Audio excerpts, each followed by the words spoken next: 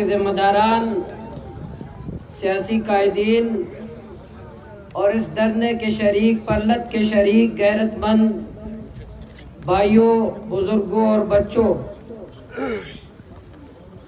سب سے پہلے اہلیان گوادر، اہلیان بلوچستان کی طرف سے چمن کے غیرت مند عوام، چمن کے غیور عوام کی جرت کو، استقامت کو، بہادری کو اور اپنے حق کے لیے 246 دنوں سے استقامت کے ساتھ بیٹھنے کو میں اہلیان بلوچستان اور بلوچ کی طرف سے چمن کے غیور عوام کو سلام پیش کرتے ہیں۔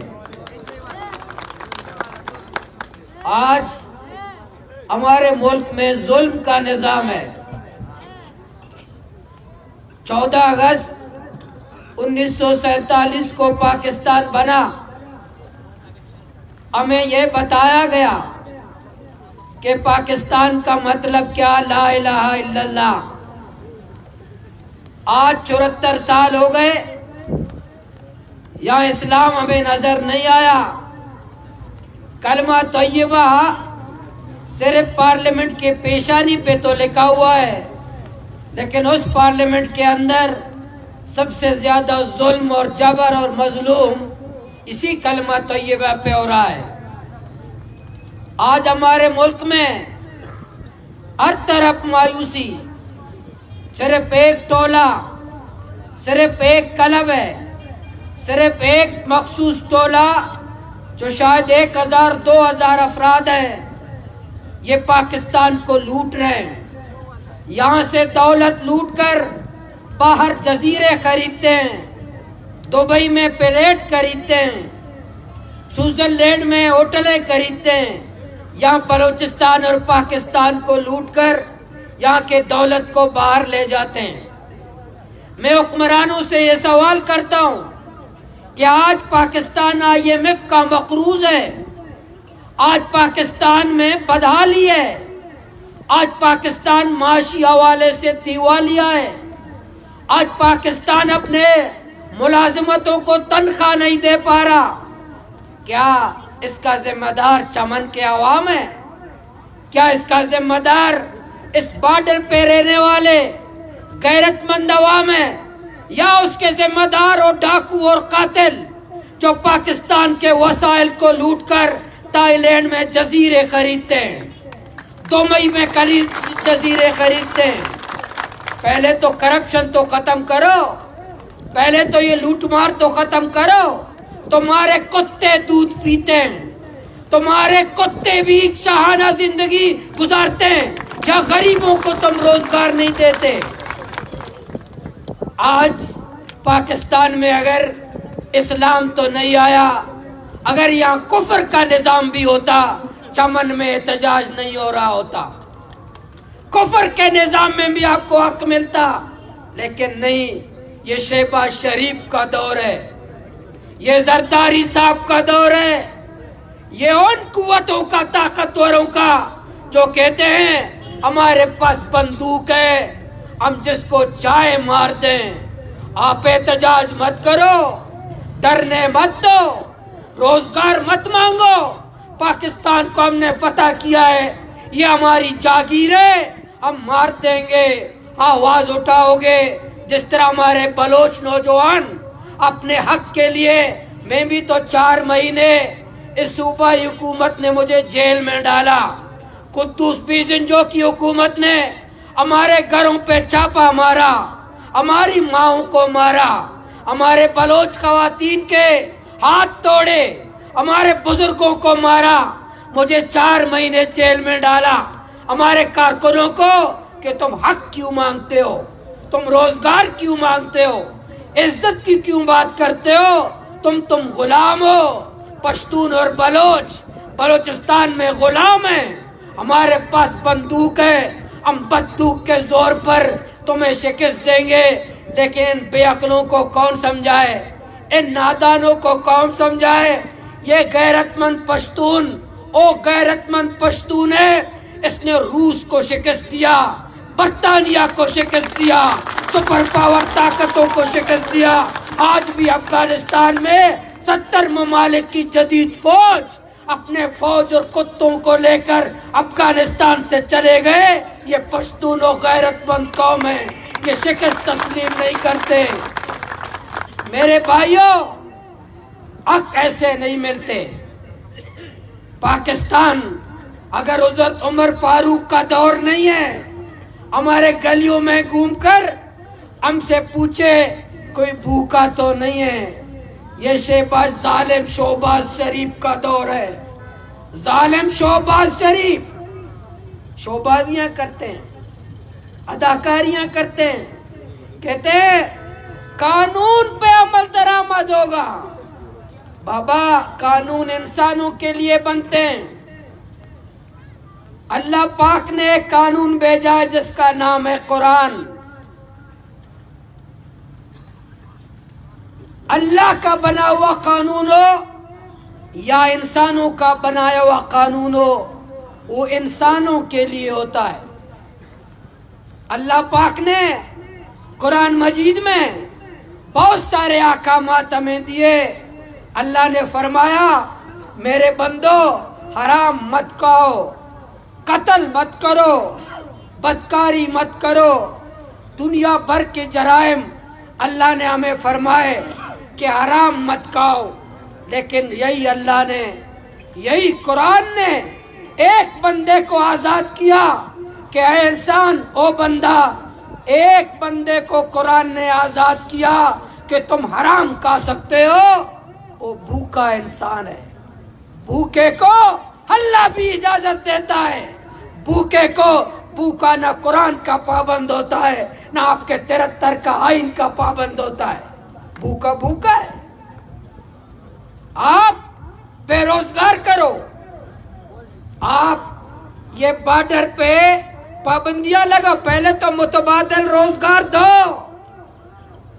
شہباز شریف کو کیا پتا، یہ ظالموں کو کیا پتا، جن کے کتے بھی مکھن کھاتے ہیں، ان ظالموں کو، ان بے غیرت حکمرانوں کو کیا پتا کہ یہاں کے غریب بچے، یہ غریب مزدور، یہ لگڑی لوگ جو 1000 اور 2000 روپے روزانہ مزدوری کر کے اپنے بچوں کا پیٹ پالتے ہیں، ان حیوانوں میں بیٹھنے والے، یہ چھاونیوں میں بیٹھنے والے کیا جانے ہماری مجبوریاں، کیا جانے ہمارے بچوں کی تکلیف۔ اس ملک میں مزاحمت کے بغیر، جرت کے بغیر، انشاءاللہ مجھے یقین ہے 246 دن جب آپ یہاں بیٹھے ہیں، مجھے یقین ہے اللہ کی ذات پر آپ لوگ کامیاب ہوں گے، ظالم ناکام ہوں گے، یہ قاتل ناکام ہوں گے۔ ہم نے تو 2 مہینے ہڑتال کیا گوادر میں۔ مجھے جب ہم دھرنے میں گوادر میں بیٹھے تھے، ایک سیکورٹی ادارے کا بلوچستان کے سربراہ نے مجھے فون کیا کہ کل تک دھرنا اٹھا دو، ہم آپریشن کریں گے، ہم مار دیں گے۔ میں نے بتایا تو آپ کیا کر سکتے ہو؟ کبھی تم گوادر فتح کرتے ہو، کبھی تم چیکیچ فتح کرتے ہو، کبھی ڈیرہ بگٹی کو فتح کرتے ہو، کبھی کولو فتح کرتے ہو، کبھی نوشکی فتح کرتے ہو، کبھی چمن کے عوام کو فتح کرنے کی بات کرتے ہو۔ تو بتاؤ کشمیر کب فتح کرو گے؟ تو بتاؤ کشمیر کب فتح کرو گے؟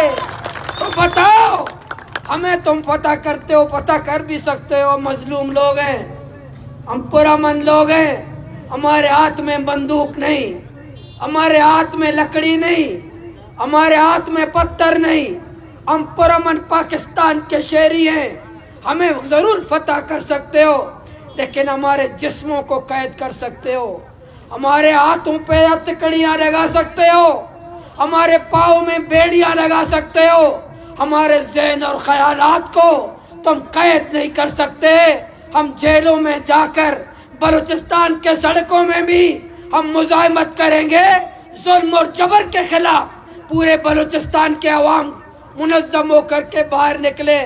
میں نے اسمبلی میں بات کی, ہمارے بھائی نے کہا میں آپ کا جو اسپیکر صاحب جو یہاں ہی کے رہنے والا, ان کے پاس گیا, ان سے میں نے بات کی کہ آپ کے لوگ, آپ کے شہری کتنے مہینوں سے احتجاج پر ہیں, اور آپ ہیں جو سمن بکبن ہومیون بڑے ہوئے ہو. آپ ہیں اوپر شہباز شریف کس کی پارٹی کا ہے, وہاں حکمران شہباز شریف کے جہاز میں گھومنے والے کون ہیں؟ شہباز, آپ کو میں یہاں کے لیڈرشپ کو کہتا ہوں, بلوچستان کی قیادت کو کہتا ہوں, اگر شہباز شریف آپ کے بلوچستان کے مفادات کے خلاف, اگر صوبائی حکومت بلوچستان کے چمن کے عوام کے مفادات کے برخلاف فیصلے کرتا ہے, تو ان کی کابینہ میں بیٹھنے کا کوئی جواز نہیں ہے, اسپیکر کی کرسی پر بیٹھنے کا کوئی جواز نہیں ہے, یہاں کے عہدے پہ بیٹھنے پر کوئی جواز نہیں ہے. جب یہاں کے لوگ نعرہ تکبیر، نعرہ تکبیر، جب چمن کے عوام احتجاج پر ہوں اور ایف سی آ کر 3 لوگوں کو شہید کرتا ہے, پھر ان کے گلے پکڑ کر زمین سے گھسیٹتا ہے,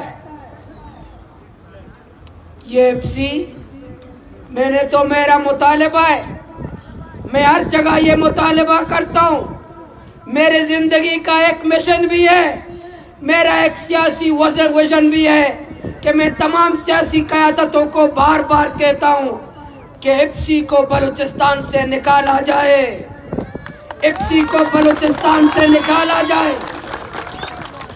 اگر بلوچستان سے ایف سی نہیں نکلا تو میں پشتون اور بلوچوں کو میں یہ دعوت دوں گا, جس طرح گوادر میں لاکھوں انسانوں کو ہم نے نکالا ظلم اور جبر کے خلاف, تو میں آپ کو بھی دعوت دوں گا, پورے بلوچستان کو دعوت دوں گا. میں 10 لاکھ لوگوں کو کوئٹہ میں جمع کر کے ایف سی کو بلوچستان سے نکالنے کی تحریک شروع کریں گے. یہ ایف سی والے منشیات تو نہیں روک سکتے, بیچارے قاتل نہیں روک سکتے, اغوا برائے تاوان والوں کو نہیں روک سکتے, یہ جرائم کو نہیں روک سکتے. یہ ایف سی والے غریبوں پہ ایسا ظلم کرتے ہیں. یہ ایف سی والے اگر اتنے بہادر ہیں, یہ ایف سی والے اتنے بہادر ہیں, تو ان کو اپنا ہندوستان کے بارڈر پہ جو تاکہ کشمیر پتہ کر کے ہمیں دے دیں.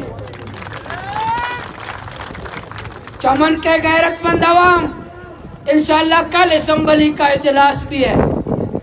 میں آج اس لیے آیا کہ آپ کو یقین دہانی کروں, کل انشاءاللہ اسمبلی میں آپ کا مقدمہ لڑیں گے, آپ کا کیس کو پیش کریں گے, آپ کی بات کریں گے, آپ کی آواز اٹھائیں گے. اگر اسمبلی میں بات نہیں سنی پھر مشورہ کریں گے آپ سے, آپ کے ذمہ داران سے.